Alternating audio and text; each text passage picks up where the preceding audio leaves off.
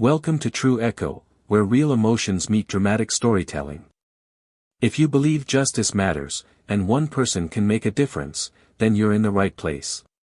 Today's story is about a CEO who walked into a store expecting to check on inventory, and walked out with a mission that would change his company forever. What he saw that day. It'll leave you stunned. Let's dive in. It was supposed to be just another routine check-in. Dressed in jeans, a plain gray hoodie, and scuffed sneakers, Richard Blake stepped out of his black SUV and walked toward one of his company's mid-size retail locations tucked on the edge of town. The storefront looked clean, the automatic doors opened without a hitch, and the interior smelled of fresh lemon cleaner, just like the report said. But Richard didn't believe in reports. Not really. He believed in walking the floor, feeling the energy of the store, and talking to the people who usually went unheard. Richard built Titan Mart from the ground up. A self-made billionaire, he started with one second-hand appliance shop in Queens and clawed his way into becoming a retail juggernaut with 249 stores across the country. And yet, despite the wealth, the board meetings, and private jets, he never forgot where he came from. That's why he kept these visits anonymous, no camera crews, no assistant trailing behind, just him, his eyes, and his gut. He made it past the snack aisle, past the seasonal display, and was halfway toward the front registers when he noticed her. She was standing behind register 4, early 20s, black, slim build, hair in a neat bun, name tag crooked, Danielle. Her smile was there, but barely. Her eyes carried a heaviness, and her hands trembled slightly as she scanned each item with meticulous care. Richard watched as she paused between customers, disappearing momentarily behind the counter. Curious, he inched closer and peered around the corner, and froze. Danielle was crying. Not the kind of loud, visible cry that demands attention. This was different. Quiet, broken. She was hunched over, wiping her eyes with the inside of her sleeve, her breath catching as if she were begging her own body to hold it together. Then, as if rehearsed, she straightened up and returned to her post, pasting on the same polite mask. Richard didn't move. Something was wrong. Richard lingered near the impulse buy rack, pretending to examine a pack of gum while keeping Danielle in his periphery. Within moments, a man in a maroon button-down shirt and a radio clipped to his belt approached her. Richard instantly recognized the body language, shoulders pulled back, voice low but sharp, eyes darting to see who was watching.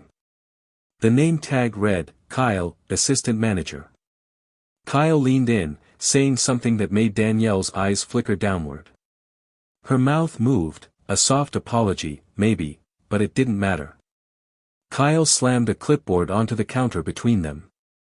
"You're not listening, Danielle. This is your third write-up this week," he snapped. Richard's jaw tightened. He stepped a little closer, enough to hear. "You're lucky I don't suspend you today. You think being nice to customers is enough? It's not. You're slow. You delay the line. You're replaceable, you hear me?" Danielle said nothing. Her shoulders curled inward, shrinking into herself, nodding. Kyle turned on his heel and marched away. No one said a word. Not the customers in line. Not the other employees nearby. The silence was heavy, complicit. Richard's blood boiled beneath his hoodie. Still, he needed more. One moment could be misread. So he started asking questions. A silver-haired woman with a cart full of canned soup and coupons leaned in when he asked about the service. "That girl? Danielle? She's an angel. Helped me last week when I dropped a jar. She was the only one who came running. But the way they talk to her, it's shameful." Another customer, a teenage boy with earbuds in, overheard. "Yeah. She's cool. Super polite. But the manager's always on her case, like he's looking for a reason." Then the kicker, Richard approached a shelf-stocking employee, a lanky white kid no older than 20, and asked where to find baking soda.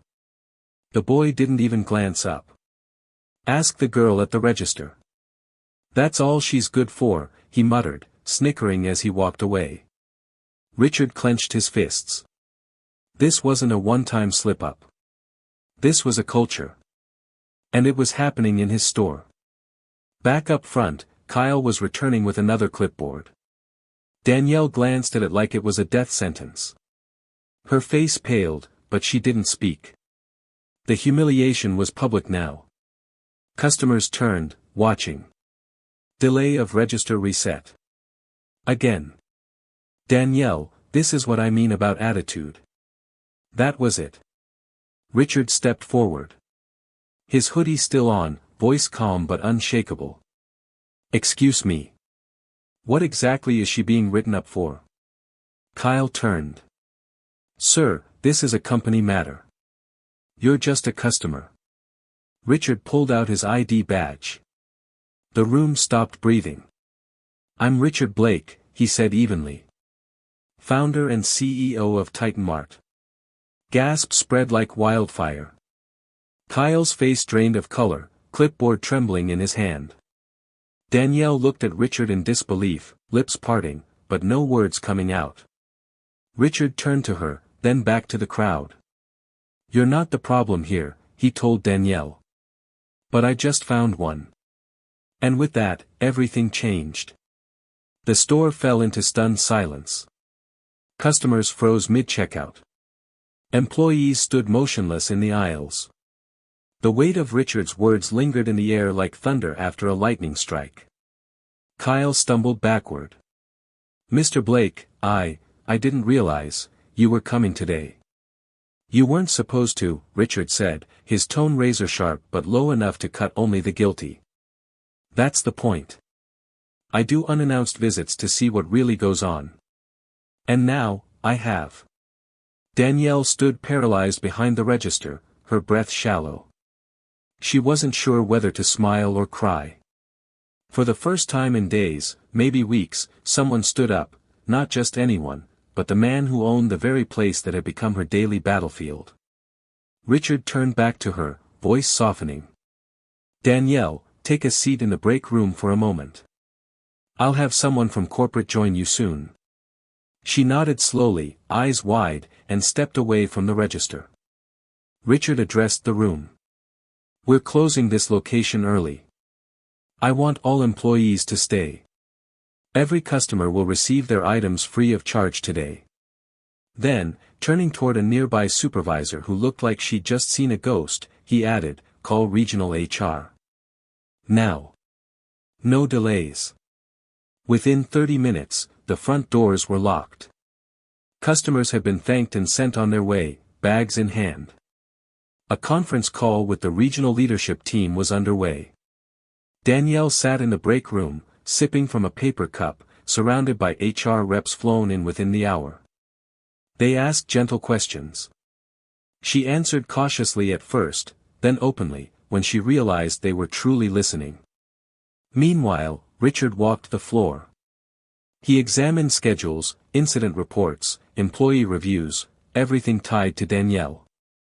The paper trail was clear, nitpicky infractions written by the same few supervisors, glowing customer feedback consistently ignored, and several complaints filed by Danielle herself that mysteriously disappeared from the system. Richard stared at the files, then looked up at the HR lead. How many more like her do you think we've missed? The woman hesitated. Honestly? Probably more than we want to admit. In the break room, Danielle looked up as Richard walked in. She stood, quickly trying to compose herself. He extended his hand. I owe you an apology. For what you've endured. And for how long it was allowed. Danielle blinked. I thought no one ever noticed. I tried to do everything right. You did more than right, Richard said. You showed grace under pressure. More than I can say for the people who were supposed to lead this place. She swallowed hard, her voice shaking. I needed this job. I've been helping my sister raise her kids. And I didn't want to make trouble. I understand. And you didn't make trouble, he replied. You exposed it. Then he added, as of today, you're being promoted to training supervisor. You'll help develop our new onboarding process, starting with anti-discrimination training I'm rolling out company-wide.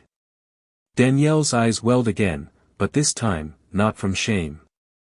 Thank you, she whispered. You earned it. Richard turned back toward the door. He had work to do, and not just in this store. Richard didn't sleep that night. Back in his high-rise penthouse overlooking the city skyline, he stared out the window, swirling a glass of untouched whiskey in his hand.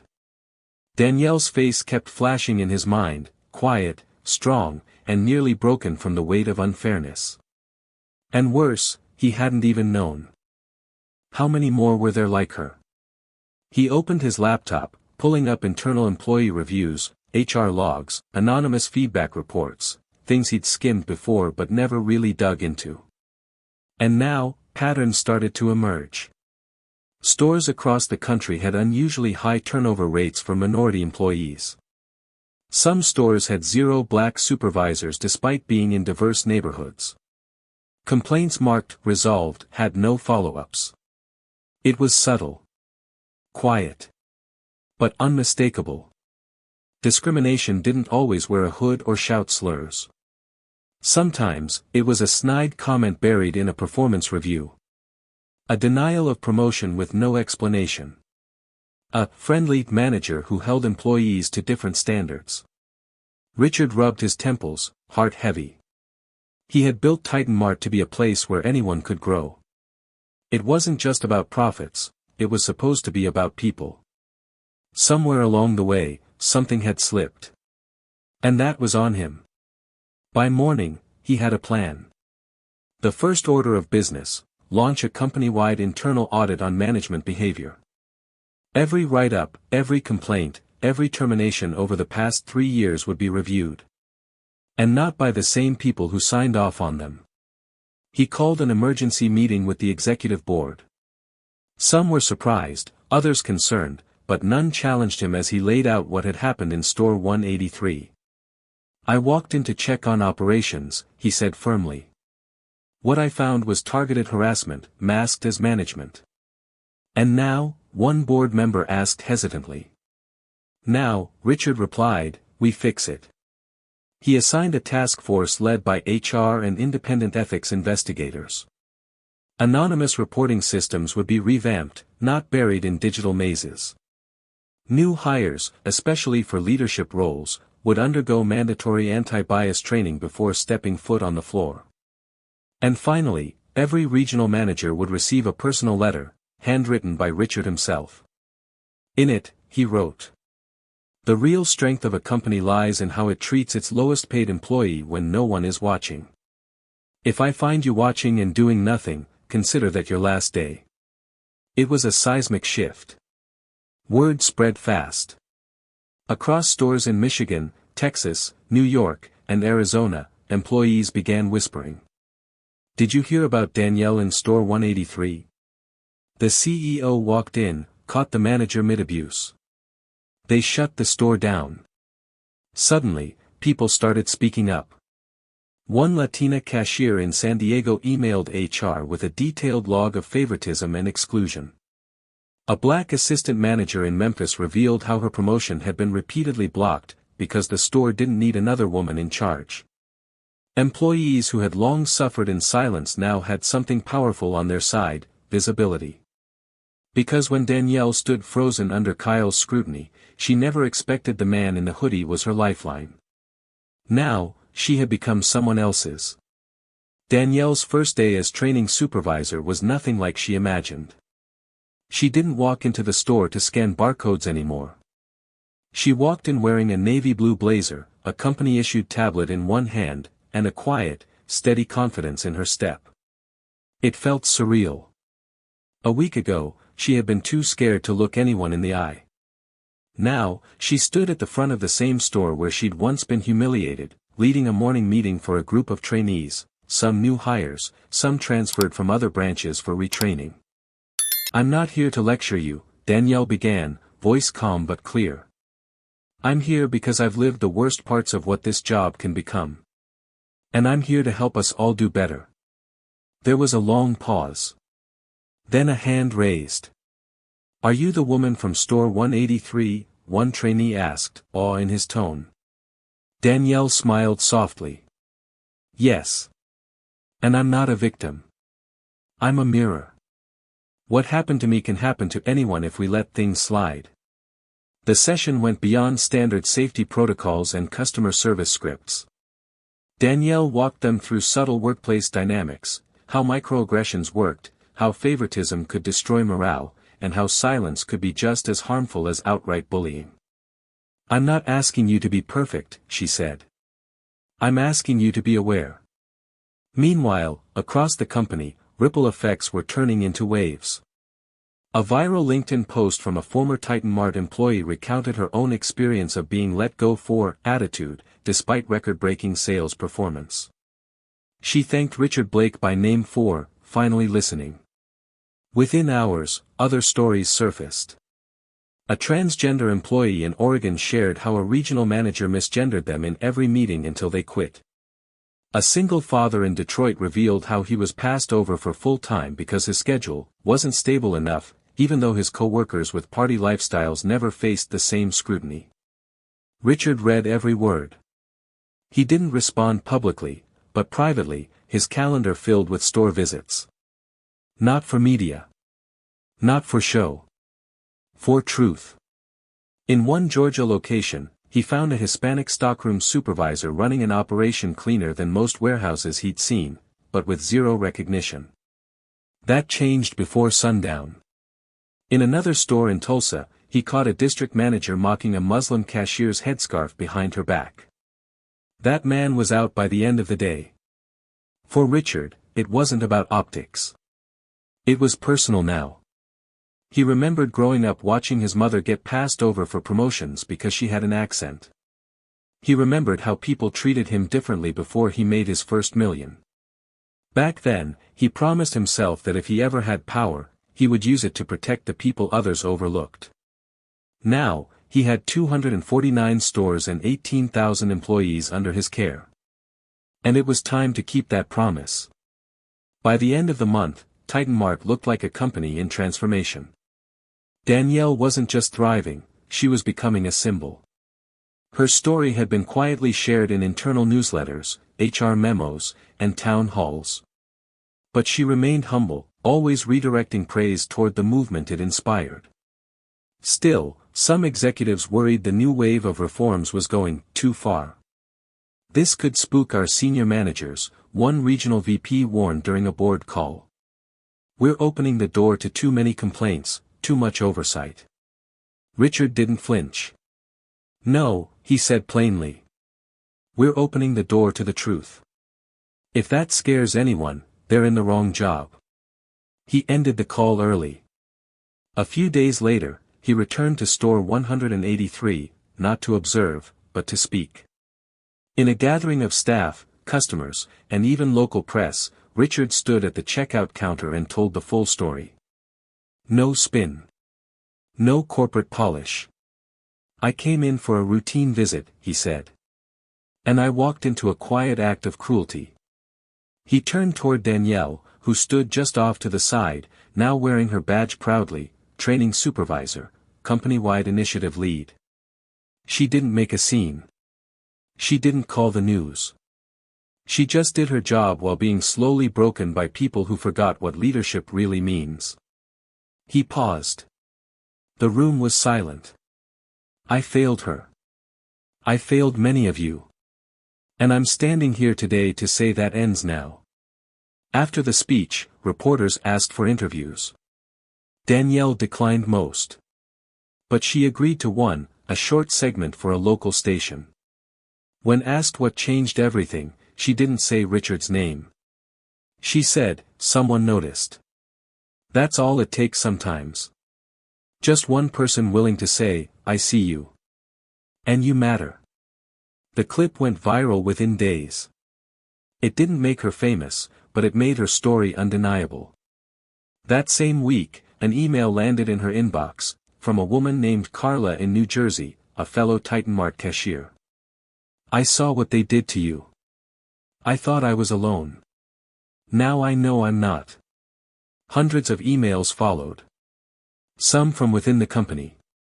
Others from strangers. Danielle responded to each one with a personal note, sometimes with advice, sometimes just a thank you. It wasn't her job. But she made it her purpose. Back in corporate, Richard started working on what he called the Blake Clause, a new internal policy that required every store to undergo quarterly anonymous reviews by employees and rotating HR auditors, with one goal: detect culture rot before it becomes damage. The company stock briefly dipped when news of internal shakeups leaked. By the next quarter, sales surged. Because something else happened too, customers noticed the change. Employees smiled more. Stores felt more human. People stayed longer. And for the first time in company history, employee retention hit an all-time high. Because people weren't just getting jobs anymore. They were being seen. 3 months later, Danielle walked into Titan Mart headquarters not as a trainee, not as a cashier, but as a keynote speaker. The annual leadership summit was underway. Store managers, executives, and partners from across the country had gathered in a glass-paneled hall filled with polished wood floors and curated lighting. There were expensive suits, catered hors d'oeuvres, and whispered conversations about quarterly projections. But when Danielle took the stage, none of that mattered. She didn't read from a teleprompter. She spoke from memory, and from experience. There are two kinds of silence, she began. The kind that heals, and the kind that harms. Her voice was steady now. Her eyes no longer tired, but fierce with purpose. I was told I wasn't fast enough. That I was too sensitive. That being quiet meant I lacked leadership. But really, I was just trying to survive a system that punished me for existing. She paused. No one blinked. I didn't expect someone in a hoodie to be the man who would change everything. I just hoped someone, anyone, would care. She glanced at Richard in the front row. But someone did. And because he did, others are now allowed to speak. That's what leadership means. Not power. Not money. But the courage to pay attention when it's inconvenient. When she finished, the room erupted. Not in polite applause, but in a standing ovation. Richard joined her on stage and embraced her, not as a CEO rewarding an employee, but as a man honoring a survivor. As the summit concluded, Richard sent out one final memo to all 18,000 employees. We are not here to build stores. We are here to build people. Because when people feel safe, they shine, and when they shine, so does this company. Back at Store 183, things had changed too. New leadership. New training.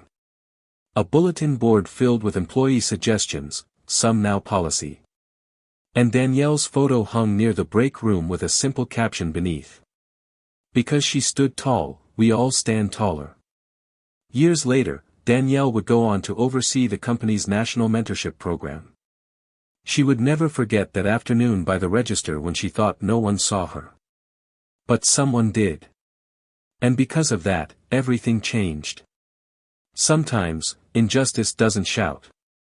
It whispers in rules, in tone, in silence.